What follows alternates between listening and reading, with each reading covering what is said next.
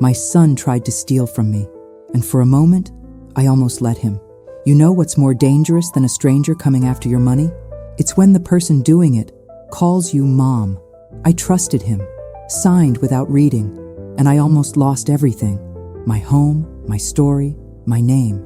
But this story doesn't end with an old woman being deceived. It begins with a woman who chose to fight, who turned fear into strength, and helped rebuild an entire town with her. You think you've heard stories of resilience? Then buckle up, because this one will turn you inside out. The silence. Ah, the silence. It's the first thing that hits me every morning in Willow Creek. Not the silence of peace, not the silence of a sleeping house, but a heavy, dense silence that seems to have swallowed all the sounds of the world since Arthur left 5 years ago. Only the creaking of the floorboards and the slow tick-tock of the grandfather clock in the living room remind me that time still insists on passing. For me, silence has become absence. I was already accustomed to this routine of shadows, to this cold embrace of solitude, when the telephone, tethered to the wall like an umbilical cord to the world, decided to scream. The voice on the other end, familiar yet strange, pulled me out of my morning stupor. It was David, my son, and he wasn't calling to say, "Good morning. My name is Dorothy Miller, and I am 73 years old. I was born and raised here. I was the wife of Arthur Miller, the most upright man I ever knew, and mother to David, my only son. For decades, we were the heart of the town. Our store, Miller's Supply, sold everything: tools, seeds, fabrics, even cold sodas for the scorching summers. It was more than a store. It was a meeting place. It was part of the town's soul. Today, the windows are covered in dust, the facade faded. The sign is still there, but no one passes by to notice. Time has moved on for everyone but me. The house where I live was built by my grandfather. 2 stories, a front porch, a sloping roof. It was here that we raised David, taught him values, prayers, and respect for the land. He was a sweet boy, always curious, with that sparkle in his eyes that made you dream big. I never imagined that sparkle would one day turn to coldness. Arthur and I lived a life of sacrifice, but also of love. When he fell ill, I cared for him until the end. When he passed, I promised myself I would keep our story alive. I clung to routine like a lifeline. I make coffee every morning in Arthur's coffee pot, sit on the porch, watch the dew dry on the overgrown weeds around the old corral. The newspapers even stopped circulating here, but Mrs. Evans from the church brings me hers after she reads it. David moved to Kansas City. He works in finance or something like that. He rarely calls. When he does, it's always brief, always rushed. Can you explain it better to me? What exactly is it about? I asked, feeling my voice falter. Mom, these are technical terms. Don't worry about it. You just need to sign. I can send it by email. You print it, sign it, and send it back to me. It's just a formality. Trust me. Trust me. The phrase hammered in my head, empty of substance. I hung up with a churning stomach. This wasn't normal. David had never talked about investments.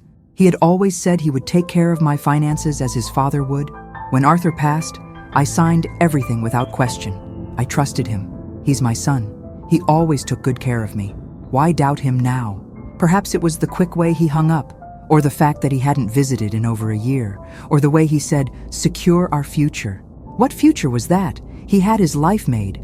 I just needed enough to pay my bills, tend the garden, and maybe go to church on Sundays. That night, I didn't sleep.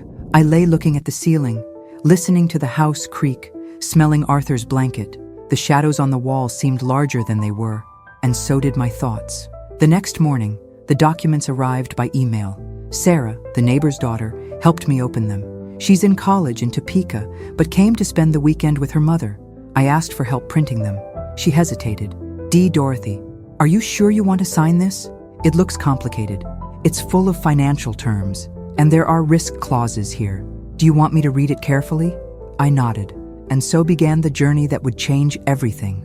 As Sarah read, I watched her expression change. What started as an innocent favor turned into genuine concern.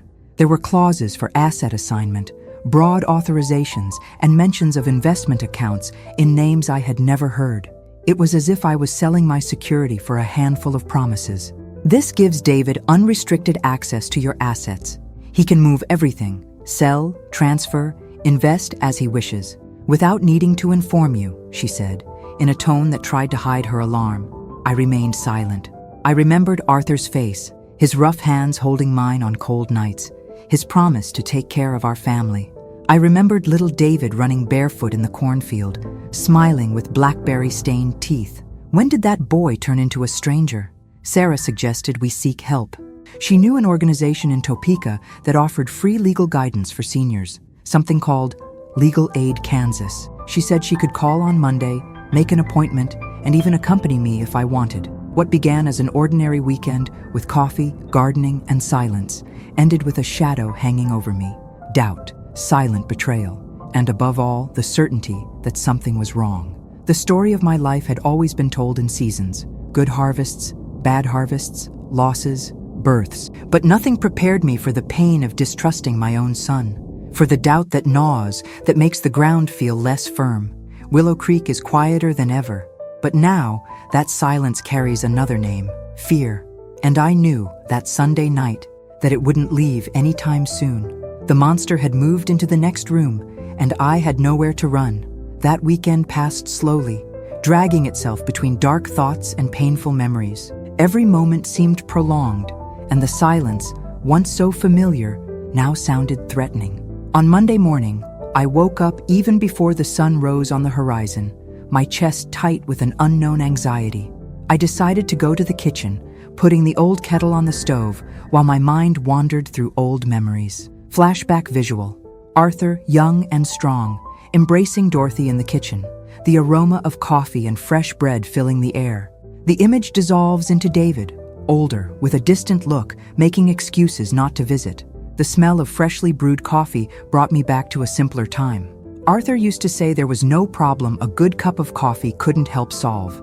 I wished at that moment that he was there to guide me, to assure me that everything would be all right. Shortly after 8, I heard a soft knock at the door. It was Sarah, punctual as promised. She wore jeans and a simple shirt, and her young face looked worried. "Good morning, Dorothy," she greeted gently. "Ready to call the legal aid folks?" I nodded, unable to hide my unease. Sarah sat at the kitchen table and, with the skill only someone accustomed to modern technology possesses, quickly dialed the number on her cell phone. The ringing echoed through the kitchen, each ring intensifying the tightness in my heart. A friendly voice answered on the other side. Sarah briefly explained my situation, highlighting the suspicious clauses in the document David had sent. During the conversation, I watched her face contort in concern, a clear sign that my suspicions were not unfounded. "I understand," Sarah finally said, ending the call with a serious expression. "They can see us tomorrow morning in Topeka. We'll need to bring all the printed documents and any recent communication with your son." "I didn't want it to come to this," I murmured, feeling my voice catch. "It's hard to believe David would be capable." Sarah gently touched my hand, offering silent comfort. I spent the rest of the day gathering everything that might be useful. I rummaged through drawers, old boxes, and files stored since Arthur's death. Every paper seemed to carry a part of my history, and now those same papers were evidence of a betrayal. When I finished, there was an organized stack of documents on the table. Old contracts, bank statements, and copies of the initial power of attorney I gave my son, full of trust and hope. That night was another sleepless one. Lying in my bed, I stared at the ceiling while thoughts hammered in my mind. It was impossible not to remember David as a child, his innocent smile, the afternoons playing near the old oak tree that still shaded our backyard. I repeatedly questioned where we had gone wrong. Were we too strict, or perhaps too indulgent? Dawn brought few answers, but renewed determination. It was time to face this situation head on. After a quick and silent coffee with Sarah, we got into her car heading for Topeka. The rural roads passed slowly by the window, and every mile seemed a painful step towards a reality I feared facing. The legal aid office was in a modest yet welcoming building. Upon entering, we were greeted by a middle-aged woman with a gentle smile and a firm gaze. "My name is Margaret Simmons," she introduced herself. "I'm a lawyer specializing in cases of financial abuse against seniors. I'm here to help you, Dorothy." The term financial abuse sounded so harsh and definitive that I felt tears threatening to well up again. I took a deep breath and nodded.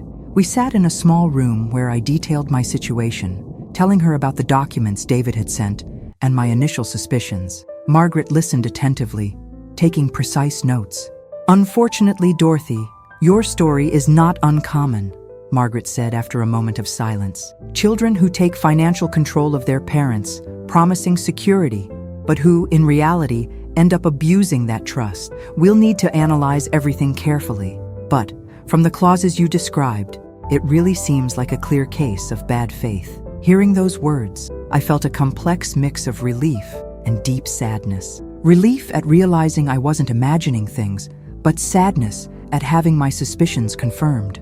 David was no longer the boy I had raised. He was now a strange, distant, and dangerous man. Margaret explained the next steps with clarity and patience. We needed to immediately revoke the power of attorney, formally notify David and the bank, and ensure immediate protection for my assets. Every detail was explained calmly, but I felt like I was in the midst of a whirlwind. When we left the office, Sarah remained silent, giving me space to absorb it all. We drove back to Willow Creek under a gray sky, announcing an impending storm. It was as if nature understood my exact state of mind. Upon arriving home, the rain began to fall heavily. Sarah helped me organize the documents into colorful folders, clearly labeled to facilitate the next steps. As we worked, she tried to lift my spirits by telling lighthearted stories about her college life in Topeka. Her young and energetic presence was a balm amidst so much anguish. That night, with the rain drumming on the roof and the documents carefully organized on the kitchen table, I felt a new determination growing within me. I couldn't change the past. I couldn't bring Arthur back or make David who I wished he was, but I could and would fight for the future that remained. As I closed the kitchen curtains and prepared for bed, I realized that the silence of Willow Creek had changed again. It was still there, heavy and persistent, but now it also carried a bit of strength, the strength of the fight I had decided to face. I went to bed with a strange and new feeling. It wasn't peace, exactly, but something close to it. Perhaps hope, a fragile yet stubborn hope that insisted that, despite everything, I was not defeated. And that night, as the storm raged outside, I fell asleep with the certainty that, for the first time in a long time, I was ready to face anything that came my way. The next morning, I woke up feeling resolute. The sky was clear after the storm, and a soft light streamed through the window cracks, gently illuminating the room where Arthur and I had shared so many peaceful mornings. I got up slowly, knowing that this day would mark a turning point in my life. I went down to the kitchen, where Sarah was already waiting for me, holding 2 steaming cups of coffee. She smiled faintly when she saw me, silently acknowledging the weight of that moment. "Did you sleep well, Dorothy?" she asked tenderly, handing me one of the cups. "As best I could, dear," I replied honestly, sitting at the table. The coffee warmed my hands, comforting me more than its taste. The plan was simple, but its execution was far from easy. We had to inform David about the revocation of the power of attorney and make it clear that I was aware of his suspicious movements. I took a deep breath and asked Sarah to dial my son's number, as my hands were trembling too much for me to do it myself. The phone rang 3 times before David answered, his voice sounding surprised to hear from me. "Mom, what a pleasant surprise. Is everything okay?" he asked, seemingly oblivious to the emotional storm raging within me. As mentioned in Dorothy Miller Revisado. Docs, Section 2. Aumentar atenção no confronto inicial, Capítulo 3. Make the call with David more dramatic, highlighting facial expressions, trembling voice, heavy breathing, and more direct dialogues, such as, "Dorothy, you stole my trust, David. Your father would die of heartbreak if he were here. David, you'll regret this, Mom. You're making a big mistake." End this scene with Dorothy hanging up the phone and emotionally breaking down. This intensifies audience empathy. "David, we need to talk," I began, trying to keep my voice firm and clear, but feeling a lump in my throat. "Yesterday I was in Topeka, consulting a lawyer. I received detailed guidance on the documents you sent me." An uncomfortable silence hung on the line. I could almost hear his heavy breathing, his forced attempt to maintain composure. "Mom, that wasn't necessary. I already explained that they were just technical formalities to ensure your financial security." "You didn't need to worry so much," he replied, in a tone that tried to appear calm but exuded nervousness and suppressed anger. "Don't treat me like a child, David," I retorted, feeling an unexpected strength grow within me, an indignation that Arthur would have recognized and applauded. My voice, once hesitant, now carried the weight of truth. I can read very well, and thanks to Sarah and the lawyer, I perfectly understood the implications of those clauses. You stole my trust, David. Your father would die of heartbreak if he were here.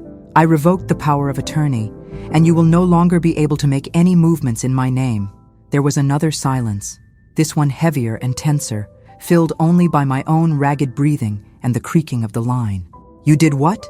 He finally asked, his voice harder, sharper, his mask of calm shattered. I did what was necessary to protect myself. David, you are risking everything your father and I built. How could you think I wouldn't notice? How could you take advantage of my pain, my trust? I could hear a deep sigh from the other side, followed by a bitter, almost hysterical laugh. Mom, do you really believe I would do anything to harm you? Everything I did was thinking about our future, trying to multiply our assets. Assets that are not yours, David, I replied, feeling my blood boil. Tears, once timid, now flowed freely down my face. You crossed lines, abused my trust. And now I can't just ignore what I discovered. I raised you with values, with ethics. Where did I go wrong with you? Flashback visual. Young David receiving advice from Arthur about honesty and hard work. Arthur's proud smile. The image transforms into adult David with a calculating look on the phone. The conversation quickly turned into an exchange of accusations and justifications, each word increasing the distance between us. David tried several times to minimize his actions, but I stood firm, rebutting every attempt with solid arguments, thanks to Margaret's guidance. His tone changed, oscillating between pleading and veiled threats. Finally, he seemed to understand the gravity of the situation. This doesn't end here, Mom, he said coldly, a hint of venom in his voice, before abruptly ending the call. The silence that followed was different, even more charged and menacing. Sarah placed her hand on my shoulder, offering support as I assimilated the confrontation that had just occurred. Tears of anger and hurt erupted. My body collapsed into the kitchen chair, my face in my hands, sobbing convulsively. That wasn't my son. That was a stranger who had torn the fabric of my life. I spent the rest of that day reflecting on everything that had happened. The feeling of betrayal was deep and painful, but there was also a liberating feeling. For the first time in a long time, I felt that I had regained control of my own life. As dusk fell, Sarah suggested we walk to the old bridge that crossed the creek at the back of the property. It was a place where Arthur and I used to spend afternoons talking and watching the sunset. As we walked slowly, I realized how each step represented an advance towards a new phase of my life. Upon reaching the bridge, I leaned against the wooden railing, looking at the tranquil waters flowing below. Arthur would be proud of you, Sarah said softly, breaking the silence. You were strong today. I felt warm tears streaming down my face. That young woman knew exactly what to say to comfort my troubled heart. Thank you, dear, I murmured, wiping away tears with the back of my hand. I couldn't have done it without you. Sarah smiled warmly. You would have found your strength, with or without me.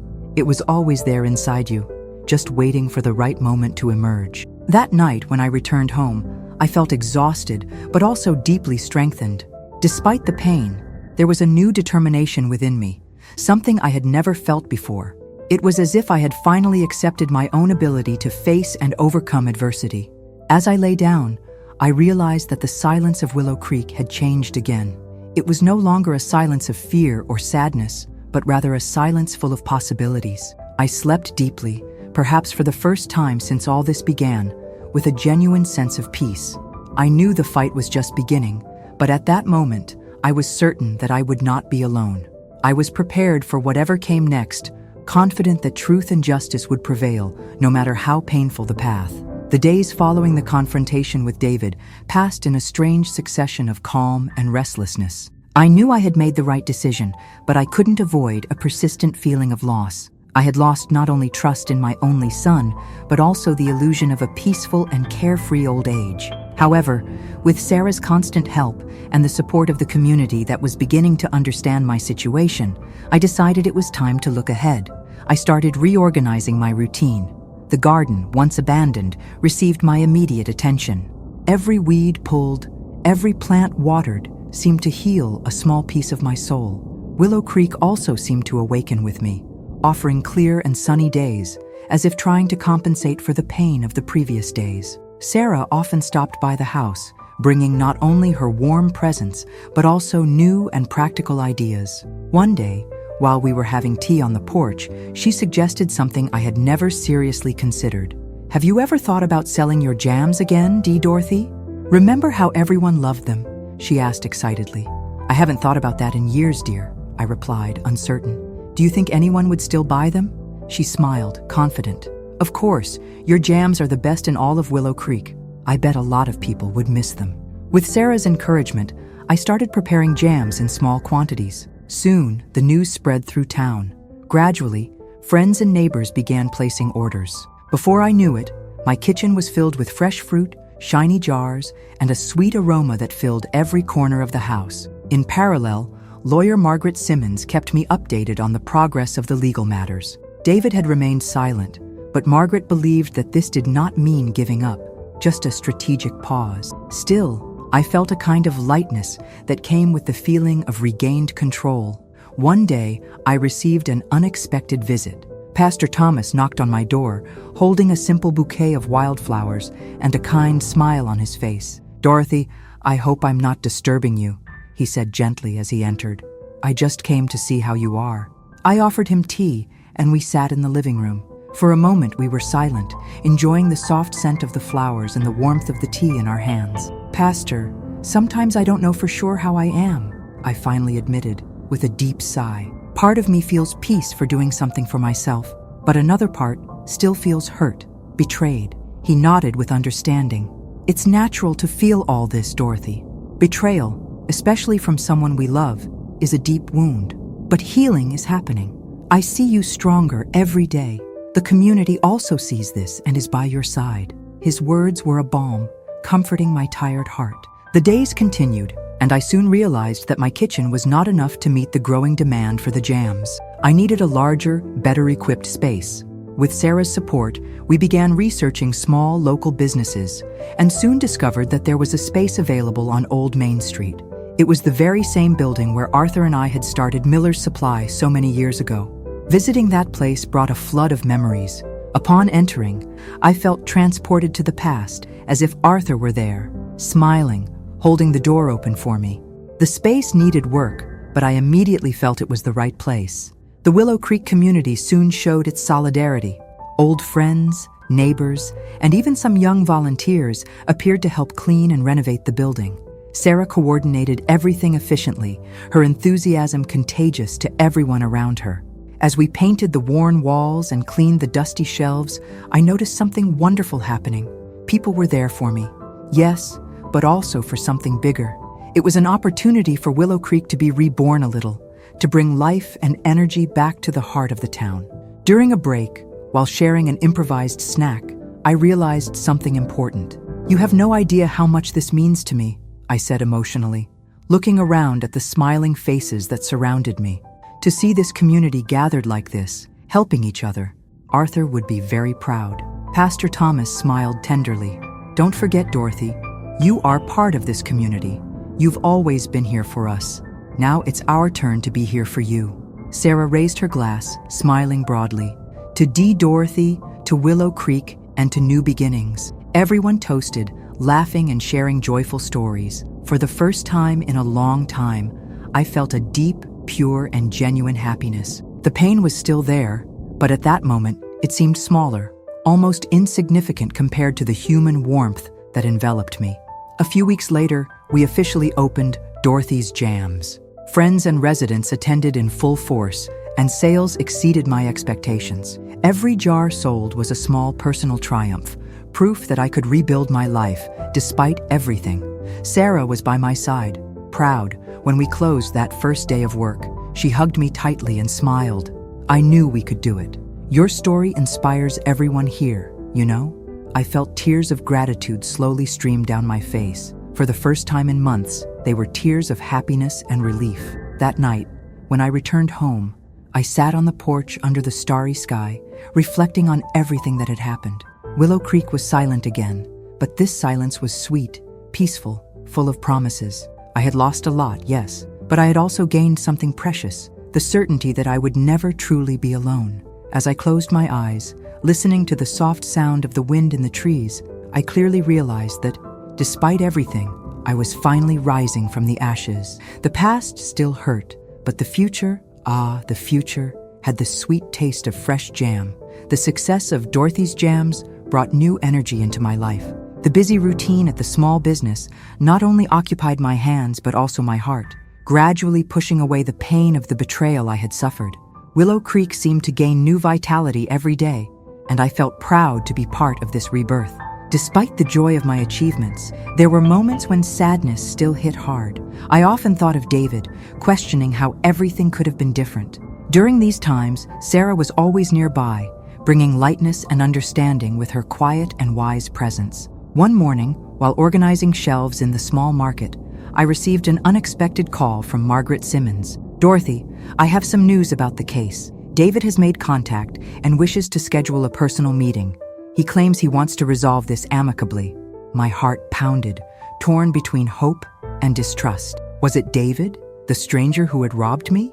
Or David, the son I once knew? Was that phone call a promise or another trap? "Do you think it's a good idea, Margaret?" I asked uncertainly, feeling a knot in my stomach. I can't guarantee his intentions, but perhaps it's a chance to finally clarify things. "I suggest you accept, as long as I am present." After some hesitation, I agreed to the meeting. I knew I needed to confront this situation to move forward completely. David's ghost hovered over me, and only daylight could dispel it. The meeting was scheduled at Margaret's office in Topeka. Sarah offered to accompany me, insisting that I shouldn't face this alone. On the agreed day, the trip to the city was silent, each of us absorbed in our own thoughts. Arriving at the office, I felt a wave of anxiety upon seeing David waiting in the lobby. He looked tired and dejected, different from the confident and cold man I had confronted weeks earlier. There was something in his eyes, a glimmer of something that resembled regret. "Hello, Mom," he greeted timidly, quickly averting his gaze, as if the light in that office was too strong for his pupils. "David?" I replied with a short nod, trying to control my emotions, my voice sounding drier than I would have liked. Margaret guided us to a private room, where we sat on opposite sides of a large table. After brief formalities, she opened the meeting. "David requested this meeting to try to resolve the outstanding issues peacefully. I will give him the floor first." My son took a deep breath before starting, visibly nervous, his hands clasped under the table. "Mom, I know I have no right to ask for forgiveness for what I did. My actions were selfish and unjustifiable.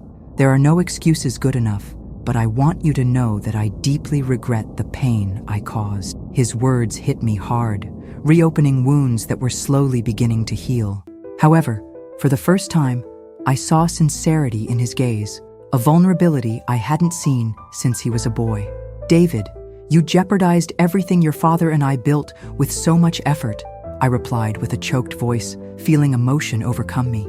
"It wasn't just money, it was the trust you destroyed. Arthur's memory." He nodded, lowering his head in shame, as if the weight of the world was on his shoulders. "I know, and that's exactly why I'm here. I want to return what I still can and try to rebuild some kind of relationship with you.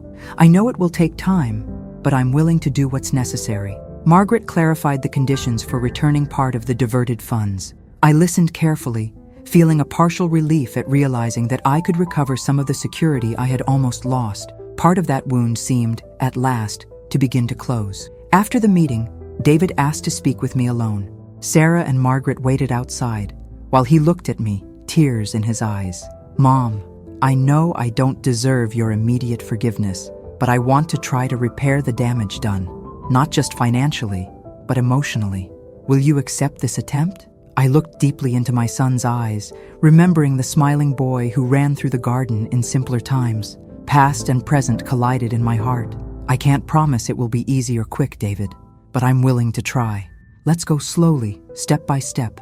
He smiled faintly, a tear escaping down his face. A fragile, almost lost smile. "That's all I could hope for, Mom. Thank you for this chance." We returned to Willow Creek that afternoon, my heart lighter, though cautious. I knew that rebuilding trust would be a long process, but for the first time since the crisis began, I felt hope.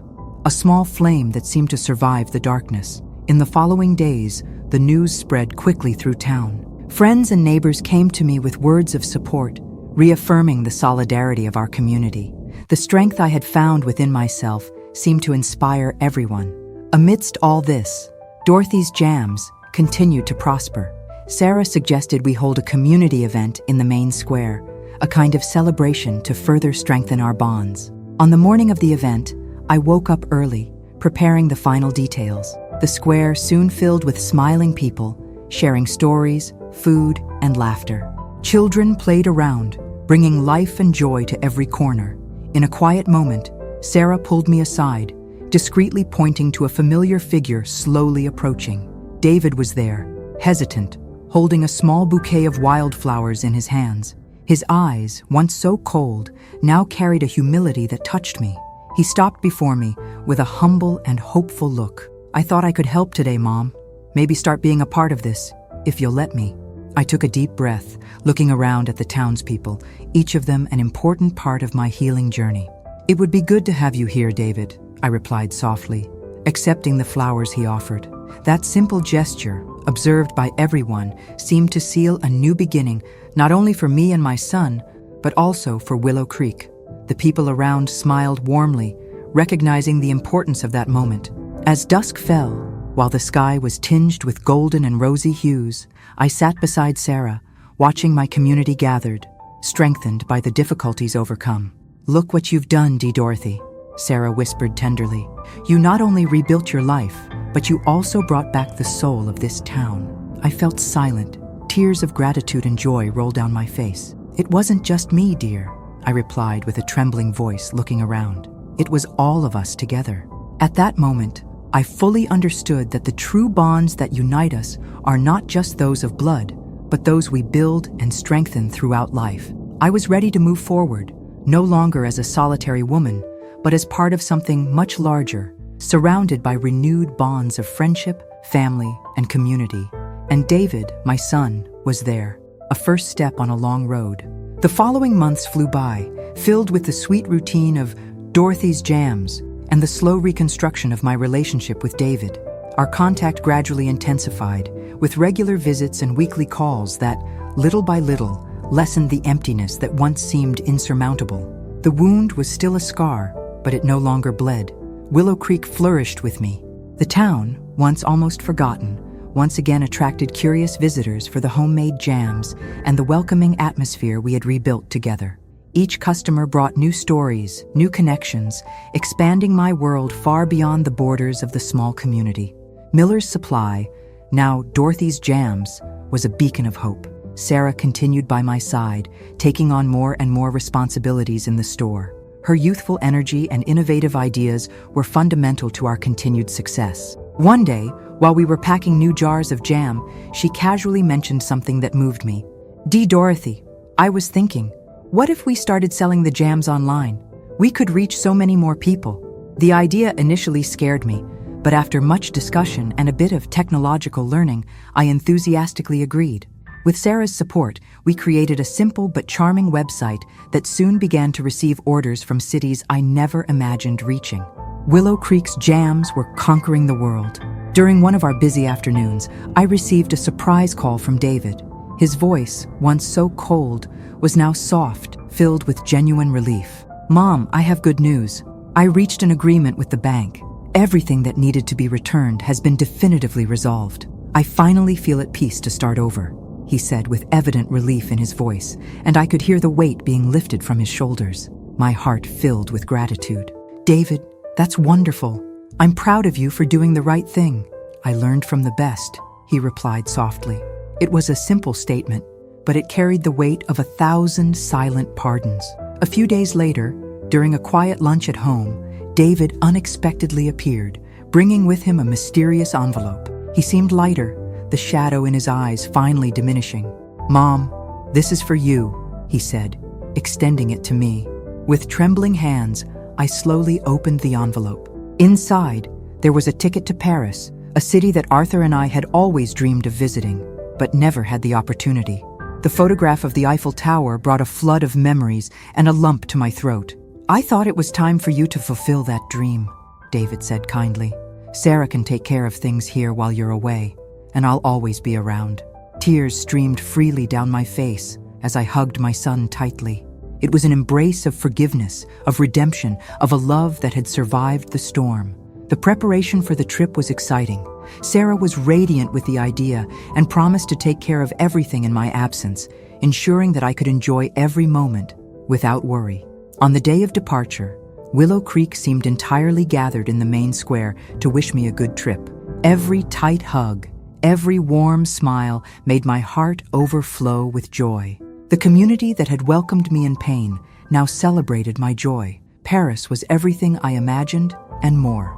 I walked through the charming streets, visited cozy cafes, and admired historic monuments, always with the comforting feeling that Arthur was with me, sharing every new experience. The wind in my hair, the beauty of the architecture, everything reminded me of the life I had rebuilt. Upon returning, I felt renewed, full of stories, and with a new perspective on life. Back in Willow Creek, I clearly realized how much my absence had further strengthened the community. The store prospered, thanks to Sarah's impeccable commitment, and the relationship with David solidified every day. Finally, I understood the profound value of second chances, both for me and for him. One afternoon, while tidying shelves in the store, Sarah approached me with a serious look. "Dorothy, I need to talk to you about something important." "Of course, dear. What happened?" I asked, intrigued. She smiled shyly, taking a deep breath before continuing. "I received a job offer in Kansas City, an incredible position in my field. I haven't given an answer yet because I don't want to leave you." A mix of pride and sadness overcame me. I knew her time had come, but the idea of her leaving tightened my chest. "Sarah, you deserve this more than anyone. It's your turn to fly, dear. I'll miss you immensely, but you must follow your dreams." She hugged me tightly, emotional. "I'll always be here, Dorothy, never too far away." Sarah's farewell was marked by tears and promises of frequent visits. Although her absence was palpable, I knew that this was an important moment for her growth, just as it had been for me. Alone again, but strengthened by the constant love and support of the community, I realized that Willow Creek had taught me something valuable. Endings are often new beginnings. Every farewell carries the promise of future reunions. Every sadness is softened by the joys that follow. That night, as I watched the stars from my porch, I felt Arthur by my side again, present in the gentle wind and the sweet memories that accompanied me daily. "We did it, darling," I murmured softly, smiling at the infinite sky. We finally found our way back home. And in that familiar silence of Willow Creek, now full of meaning and hope, I fell asleep peacefully, ready to embrace every new horizon that life might still offer.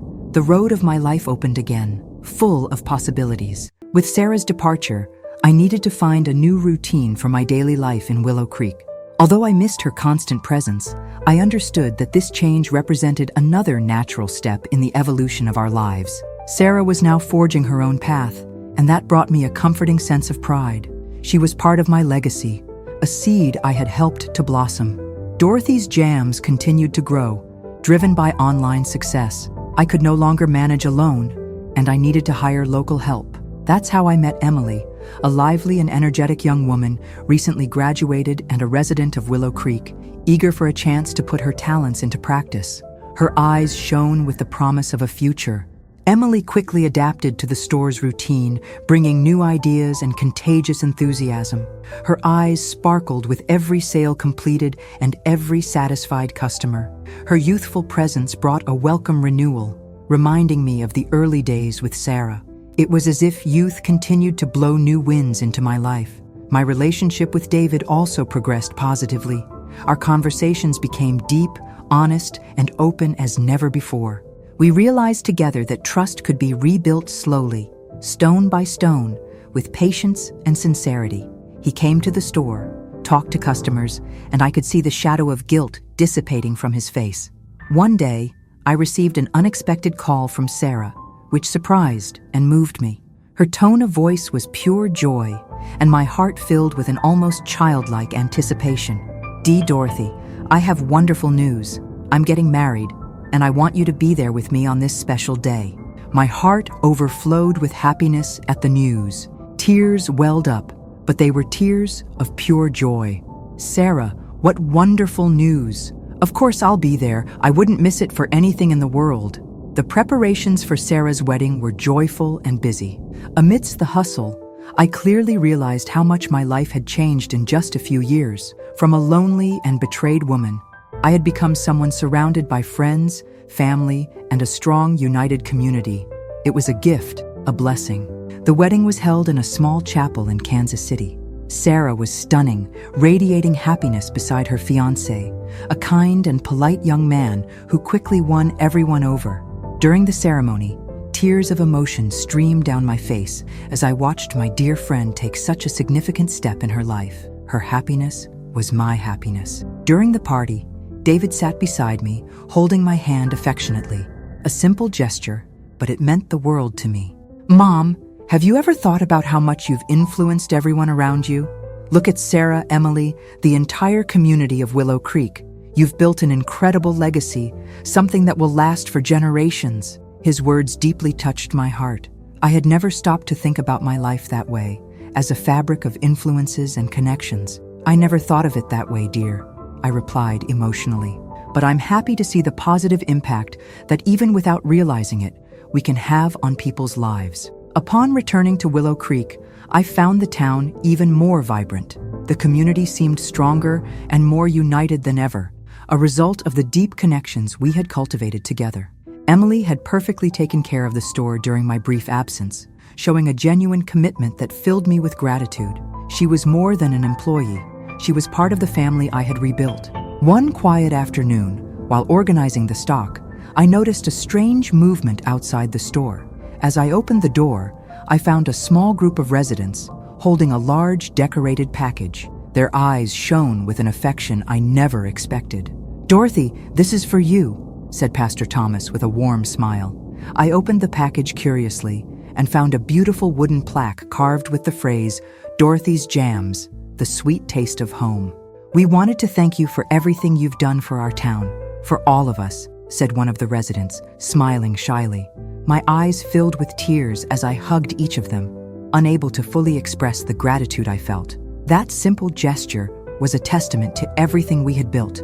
Later that same day, I proudly hung the plaque at the store's entrance, clearly realizing how much that place now represented a powerful symbol not only of my work, but of our collective story of overcoming and unity. It was a living legacy, pulsating in the heart of Willow Creek. As I watched the sunset from the porch that night, I reflected on all the changes my life had experienced. Willow Creek was now more than just a town. It was a living testament to resilience, forgiveness, and new beginnings. "Arthur, I finally understood," I whispered softly to the starry sky, feeling his comforting presence around me. Our true legacy lies in the people we touch, the lives we transform, and the seeds of love and hope we plant along the way. I fell asleep that night with the certainty that, although the path had been difficult, it had all been worth it. My life, full of challenges, losses, and victories, had taught me that it is never too late to rebuild, to start over, and to find joy again. And as Willow Creek slept peacefully under the soft glow of the stars, I knew that my legacy was safe, alive, and pulsating in the heart of every person who had been part of this wonderful journey with me. As time passed, I realized that my life had found a new balance. Willow Creek continued to flourish, and I, along with it. Every day, I clearly saw the fruits of the community's collective effort, strengthened friendships, and lived experiences. I had not only survived the storms, but also learned to dance in the rain. With each new dawn, I felt the lightness of a new spring in my heart. Emily took on more and more responsibilities in the store, revealing a surprising capacity for management and innovation. Together, we expanded our offerings to new flavors and even started offering small workshops for visitors, teaching them to make their own artisanal jams. The store was a hotbed of talent, a place where tradition met innovation. One afternoon, while teaching one of these workshops, I noticed a familiar figure observing from the entrance. My heart skipped a beat when I recognized Sarah, smiling and waving discreetly. She had returned, and her smile brought with it the promise of good news. At the end of the class, I ran to her, wrapping her in a tight hug. "Sarah, what a wonderful surprise," "What brings you here?" She smiled affectionately. "I missed you, and I wanted to tell you another great piece of news in person. I'm expecting a baby." The news made me laugh and cry at the same time. My hands went straight to her belly, feeling the magic of life. "What joy, dear. You deserve all the happiness in the world." Sarah spent a few days with me in Willow Creek, reminiscing about old times and updating me on her life in Kansas City. The closeness we shared remained intact, even with the physical distance between us. It was as if we had never been separated. During one of our conversations, Sarah suggested something that surprised and deeply moved me, touching a part of my soul that I didn't know needed to be expressed. "Dorothy, it's time to write your story. People need to know your journey, learn from your strength and resilience. What do you think?" The idea seemed bold at first, almost pretentious. Me, Dorothy Miller, writing a book? But with Sarah and Emily's encouragement, I decided to accept the challenge. I spent the following months recording every detail of my memories, reflecting on everything I had lived and learned over the years. Every word was a piece of me. As I wrote, I realized the importance of every choice I made, from the most painful to the happiest. I also realized how every person who crossed my path contributed to my personal transformation. It was a journey of self-discovery. The book's publication became a special event in town. Friends and neighbors gathered in the main square to celebrate this achievement with me. Amidst warm hugs and kind words, I felt that I had achieved something profoundly significant. The book was more than my memories. It was a testament to Willow Creek's resilience. During the launch party, David held my hand firmly, his eyes shining with genuine pride. He was there by my side, a reborn son. "Mom, you have no idea how much your story can help other people. I'm so proud of you." His words warmed my heart, bringing tears of gratitude to my eyes. That was my David, the son I had loved and who had finally returned. "Thank you, son. Your support means everything to me." That night, as I returned home, I realized that spring had once again arrived in Willow Creek, bringing vibrant colors and soft scents to the air. The season of rebirth seemed to echo my own journey, reflecting the continuous renewal I had experienced. I sat on the porch, listening to the soft sounds of the night and watching the stars shine brightly. I knew Arthur was with me at that moment, sharing the quiet joy that filled my heart. "Look, dear," I murmured affectionately. "We managed to turn all our storms into something beautiful. Today I understand that starting over is always possible. You just have to believe and take one step at a time." And on that spring night, I fell asleep with my heart full of hope and peace, ready to embrace every new morning that was yet to come. Every seed planted had blossomed, and my garden was full of new life. The success of the book brought new visitors to Willow Creek, people who came not only to taste our jams, but also to hear my story in person. Each encounter reminded me that sharing my journey helped not only myself, but also many others who were going through similar situations. My voice, once silenced by pain, now echoed hope. Emily continued to be my right hand in the store, taking on tasks with impressive confidence and dedication. Her presence allowed me to enjoy more and more quiet moments, watching my town prosper with genuine pride. She was the new generation of Willow Creek, flourishing in my legacy. David appeared frequently, demonstrating his commitment to rebuilding our relationship. Each visit strengthened our restored connection, allowing me to trust again and enjoy his company without fear or suspicion. He was a changed man, and I, a mother with a healed heart. One sunny afternoon, while organizing the store, I received a visit that filled my heart with joy. Sarah appeared accompanied by her husband and her newborn daughter, Isabel, whose delicate and serene face brought tears of emotion to my eyes. Life, in its purest miracle, was in my arms. "Dorothy, I want you to meet Isabel," Sarah said tenderly, placing the baby carefully in my arms. The feeling of holding that small being, so fragile and precious, was indescribable. For a moment, everything around seemed to disappear, leaving only the two of us in that perfect moment of deep and loving connection.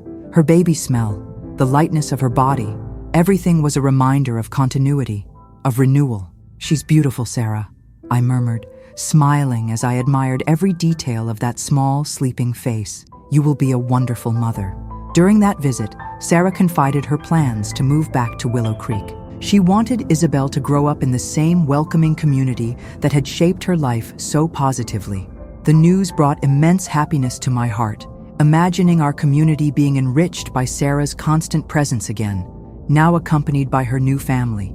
It was the cycle of life completing itself right before my eyes. In the following months, Sarah and her family settled in Willow Creek, bringing an energetic renewal that positively impacted the entire community. The friendship we shared became even stronger, now enriched by this new phase in her life. Isabel's laughter filled the air, echoing the joy I felt. One day, while we were quietly talking on the porch, Sarah gently touched on a subject that made me reflect deeply, a thought I myself had already pondered in my quiet moments. "Dorothy, have you ever thought about slowing down a bit and enjoying your time more? You've built something beautiful here, but maybe it's time to trust Emily and the others even more to take care of it." Her words, though gentle, awakened in me the awareness that perhaps it was indeed time to start enjoying more fully everything I had built. I had given so much. Now it was time to receive. After much reflection, I decided to follow Sarah's advice. I talked to Emily, who was moved by my trust and ready to officially take over the daily management of the store. Her dedication was a guarantee that my legacy would be in good hands. With this change, I began to enjoy the small things in life even more. I spent my days between quiet walks through town, meetings with friends, and precious time with David and Sarah.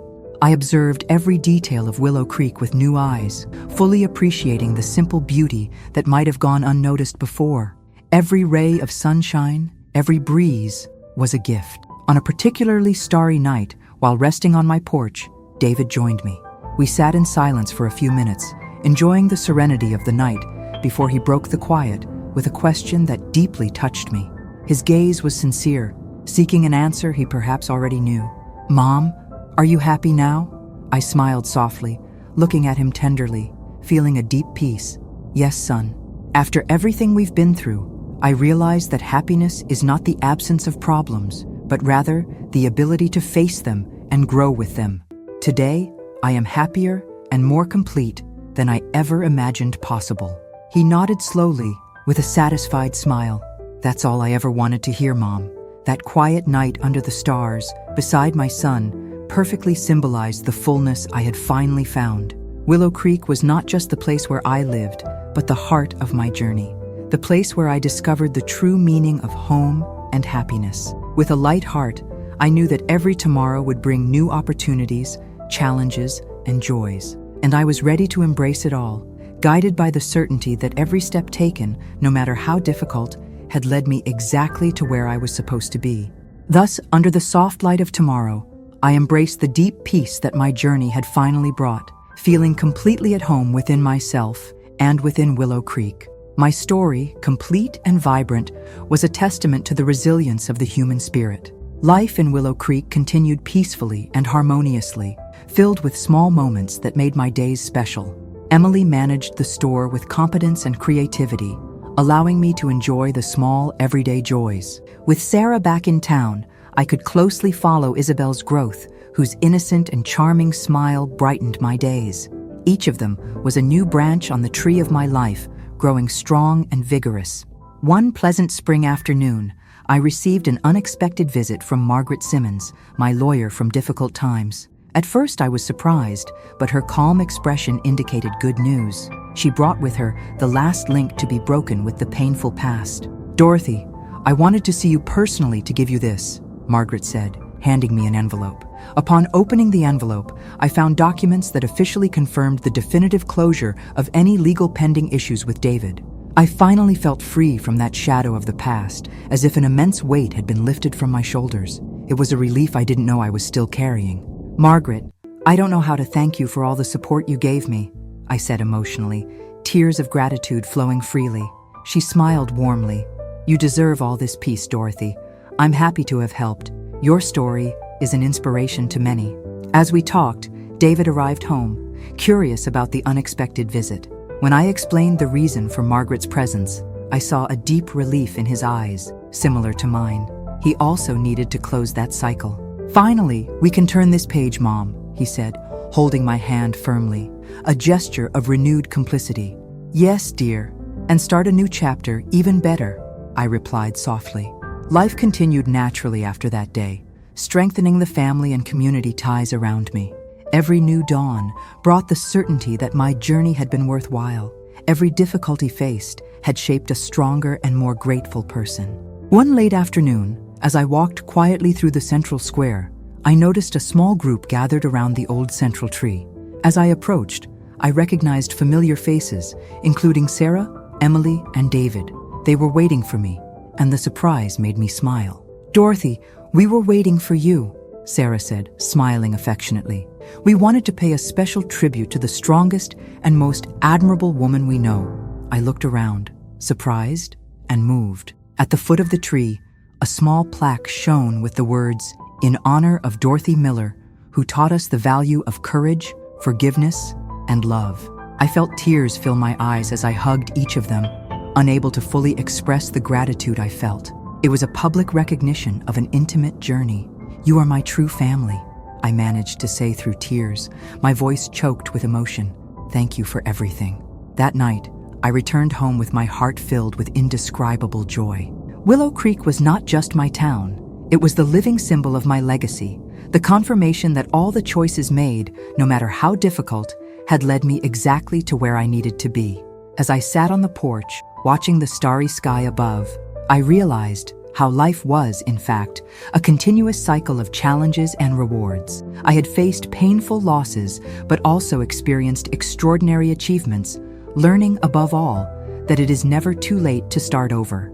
And there, under the warm light of the stars, I fully understood the deep and precious meaning of that journey, feeling infinitely grateful for every step taken and every person who had touched my path. Life had come full circle, bringing me back to the starting point, renewed and strengthened, ready to embrace everything that was still reserved for me. My cycle was complete, but new roots were already growing. After the emotional tribute in the square, the days in Willow Creek passed with even greater serenity. I clearly saw that my journey had impacted not only my life, but the entire community around me. This brought a deep sense of accomplishment and gratitude. Every child's laughter in the street, every friendly greeting, was an echo of the good I had sown. Emily had completely taken over the store's operations, proving herself increasingly confident and innovative. Her leadership brought new opportunities and constant growth, allowing me to fully enjoy the days I now spent peacefully, between long walks through town and pleasant meetings with local residents. My store, my legacy, was in capable hands. Sarah and Isabel were constant and beloved presences in my life. Isabel had grown quickly, showing a lively and gentle personality, clearly reflecting her mother's loving influence. My afternoons with them were precious treasures, full of laughter and deep conversations about dreams, achievements, and the future. David had finally found peace and purpose in life, settling permanently in Willow Creek. Our relationship, once marked by pain and sorrow, had transformed into something solid and true, proving that love, even wounded, can be healed with patience, understanding, and forgiveness. Despite all the tranquility, I felt that I still needed to face one last challenge. Fate, or perhaps divine justice, had one last test for Willow Creek. One day, I received an urgent call from Emily informing me that a fire had hit part of the store during the night. I rushed to the scene, my heart pounding in my chest, the smell of smoke and destruction tearing through the calm air of Willow Creek. Upon arrival, the scene was one of desolation. Flames licked the roof, the wood twisted in agony. Residents, with faces marked by smoke and worry, tried uselessly to contain the fire with buckets of water, while the fire truck, still miles away, was slow to arrive. Miller's Supply, the heart of Willow Creek, seemed to disintegrate before my eyes. I fell to my knees on the ground, tears streaming freely, mixing with the soot. A knot formed in my throat. I closed my eyes, the image of Arthur and the intact store overflowing with life, flashing in my mind. The contrast with the destruction was brutal. Then a whisper emerged from my soul, almost inaudible, but charged with an ancient strength. "I won't give up, Arthur. I won't." The words left my lips, not as a plea, but as a silent vow. Fortunately, no one had been seriously injured, but a significant part of the store was destroyed. The smell of smoke lingered as a bitter reminder of the catastrophe. "Dorothy, I'm so sorry," Emily said, emotional, her face smudged with soot and tears. I held her hands firmly, smiling with confidence, my voice steady despite the pain. Don't worry, Emily. We'll rebuild. We are stronger together. Narration in off, Dorothy's voice. I lost almost everything again, but the difference was that this time I wasn't alone. The flames could consume wood and dreams, but they couldn't touch the soul of Willow Creek. They couldn't extinguish the hope that I and each of us carried in our hearts. With surprising speed, the entire community mobilized. It was as if the fire had ignited an even greater flame of unity. In a short time, we created a fundraising campaign that attracted regional and even national attention. People who had never visited Willow Creek sent messages of support and donations, touched by our story of unity and resilience. Social media filled with messages of affection. My dear friends, my Willow Creek family, when I lost almost everything, when the flames threatened to take what Arthur and I built, you taught me the deepest of lessons, that no one wins alone. This store, Dorothy's Jams, is not just mine, but ours. It is a testament to our unity, our strength. And as long as we are together, as long as we hold hands, we will be able to overcome any storm. Thank you, from the bottom of my heart, for teaching me that it's never too late to start over. It's never too late to flourish again. A deafening applause followed, mixed with tears and hugs. The unexpected event had rekindled our collective strength and further strengthened our bonds. At the end of the day, while everyone celebrated, Sarah approached with Isabel in her arms, smiling warmly. "Dorothy, do you realize how even challenges bring us closer?" she asked tenderly. "Yes, dear. Every obstacle teaches us something valuable and strengthens our unity," I replied, emotional. Upon returning home that night, I sat on the porch, contemplating the new store shining in the distance under the soft light of the stars. Beside me, I clearly felt Arthur's comforting presence, guiding me to that crucial moment of redemption, of victory. "We did it again, my love," I murmured, emotional. "Willow Creek will always find a way to rise again." Closing my eyes slowly, I fully understood that my journey had been not only a personal story, but a living proof that love, community, and determination can overcome even the most difficult challenges. There, under the tranquil sky of Willow Creek, I understood that my story, now complete and vibrant, would continue to be told for generations, inspiring others to face their own storms with courage and hope. And so, with a peaceful heart, I realized that I had left an eternal, pulsating, and profoundly human legacy that would remain forever alive in Willow Creek. The flame of resilience, once lit, never goes out.